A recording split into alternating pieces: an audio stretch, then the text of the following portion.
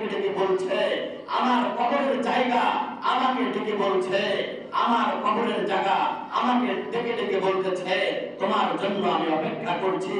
আপনার কবরের মাটি আপনাকে দৈনন্দিন কমপক্ষে 20 বার আহ্বান জানাচ্ছে, দুনিয়ার বুকে চলছ, সাবধান হয়ে চলো।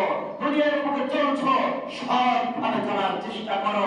দুনিয়ার বুকে চলছ, এখানে কিন্তু তোমার আসতে হবে, এখানে কিন্তু কোনো বাতি নেই, বাতির ব্যবস্থা করে নিয়ে এসো। এখানে কিন্তু কোনো বিছনা নেই, বিছনার ব্যবস্থা করে নিয়ে এসো। এখানে কিন্তু ভালো থাকার কোনো জায়গা নেই, ভালো থাকতে হলে ভালোর ব্যবস্থাটা দুনিয়ার থেকে করে নিয়ে এসো। এই আহ্বান আমাকে আর আপনাকে দৈনন্দিন কমপক্ষে 20 বার আমার আপনার কাফনের জায়গা, কাফন যেখানে হবে, সর্বশেষ ঠিকানা যেখানে হবে, ওই জায়গা থেকে আমাকে আর আপনাকে আহ্বান জানাচ্ছে, আহ্বান জানাচ্ছে। অথচ এই মৃত্যুর কথা কি আমার আপনার স্মরণে আছে?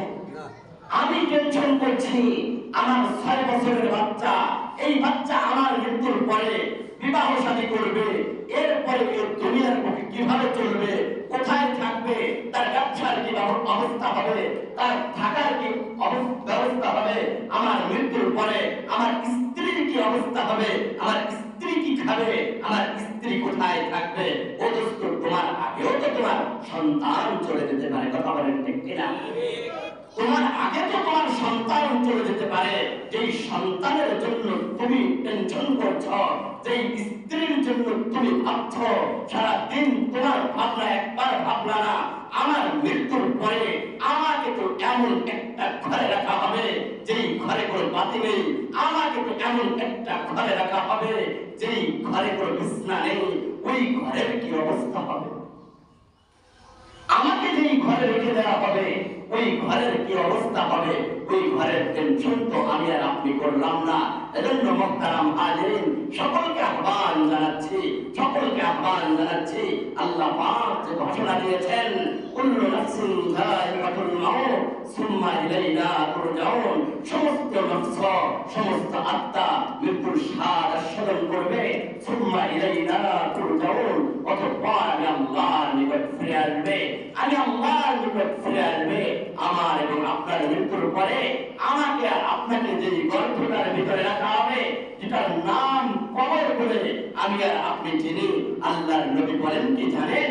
আল্লাহর নবী বলতেছেন, আল কবরু রাউযাতুম মিন রিয়াজিল জান্নাহ আও হুফরাতুম মিন হুফারিন নার।